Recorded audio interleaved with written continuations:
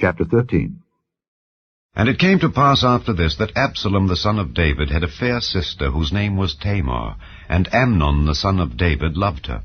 And Amnon was so vexed that he fell sick for his sister Tamar, for she was a virgin, and Amnon thought it hard for him to do anything to her. But Amnon had a friend whose name was Jonadab the son of Shimeah, David's brother. And Jonadab was a very subtle man, and he said unto him, Why art thou, being the king's son, lean from day to day? Wilt thou not tell me? And Amnon said unto him, I love Tamar, my brother Absalom's sister. And Jonadab said unto him, Lay thee down on thy bed, and make thyself sick. And when thy father cometh to see thee, say unto him, I pray thee, let my sister Tamar come, and give me meat, and dress the meat in my sight, that I may see it, and eat it at her hand. So Amnon lay down and made himself sick. And when the king was come to see him, Amnon said unto the king, I pray thee, let Tamar my sister come and make me a couple of cakes in my sight, that I may eat at her hand. Then David sent home to Tamar, saying, Go now to thy brother Amnon's house, and dress him meat. So Tamar went to her brother Amnon's house, and he was laid down. And she took flour, and kneaded it, and made cakes in his sight, and did bake the cakes. And she took a pan, and poured them out before him. But he refused to eat. And Amnon said, Have out all men from me. And they went out every man from him. And Amnon said unto Tamar, Bring the meat into the chamber, that I may eat of thine hand. And Tamar took the cakes which she had made, and brought them into the chamber to Amnon her brother. And when she had brought them unto him to eat, he took hold of her, and said unto her, Come lie with me, my sister. And she answered him, Nay, my brother, do not force me, for no such thing ought to be done in Israel. Do not thou this folly. And I, whither shall I cause my shame to go? And as for thee, thou shalt be as one of the fools in Israel. Now therefore I pray thee, speak unto the king, for he will not withhold me from thee. Howbeit he would not hearken unto her voice, but being stronger than she, forced her, and lay with her. Then Amnon hated her exceedingly, so that the hatred wherewith he hated her was greater than the love wherewith he had loved her. And Amnon said unto her, Arise, be gone. And she said unto him, There is no cause. This evil in sending me away is greater than the other that thou didst unto me. But he would not hearken unto her. Then he called his servant that ministered unto him, and said, Put now this woman out from me, and bolt the door after her. And she had a garment of divers colours upon her, for with such robes were the king's daughters that were virgins apparelled. Then his servant brought her out, and bolted the door after her. And Tamar put ashes on her head, and rent her garment of divers colours that was on her, and laid her hand on her head, and went on crying. And Absalom her brother said unto her, Hath Amnon thy brother been with thee? But hold now thy peace, my sister.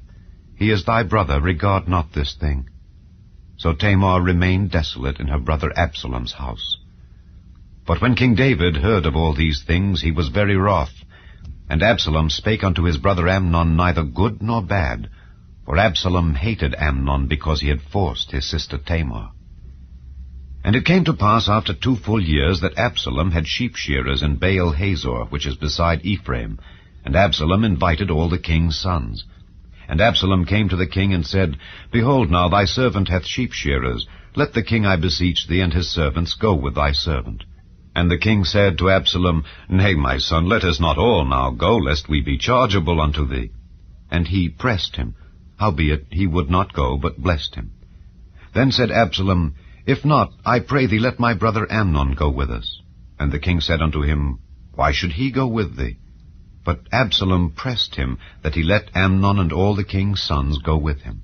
Now Absalom had commanded his servants, saying, Mark ye now when Amnon's heart is merry with wine, and when I say unto you, Smite Amnon, then kill him, fear not. Have not I commanded you? Be courageous, and be valiant. And the servants of Absalom did unto Amnon as Absalom had commanded.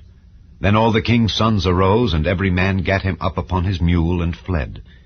And it came to pass, while they were in the way, that tidings came to David, saying, Absalom hath slain all the king's sons, and there is not one of them left.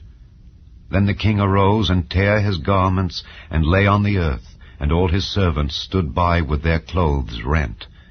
And Jonadab the son of Shimeah, David's brother, answered and said, let not my lord suppose that they have slain all the young men the king's sons, for Amnon only is dead.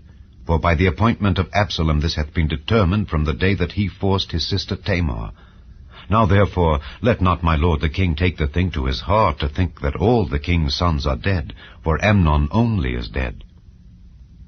But Absalom fled, and the young man that kept the watch lifted up his eyes and looked, and behold, there came much people by the way of the hillside behind him. And Jonadab said unto the king, Behold, the king's sons come.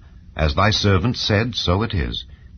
And it came to pass, as soon as he had made an end of speaking, that, behold, the king's sons came, and lifted up their voice, and wept. And the king also and all his servants wept very sore. But Absalom fled, and went to Talmai, the son of Ammihud, king of Geshur. And David mourned for his son every day. So Absalom fled and went to Geshur, and was there 3 years. And the soul of King David longed to go forth unto Absalom, for he was comforted concerning Amnon, seeing he was dead.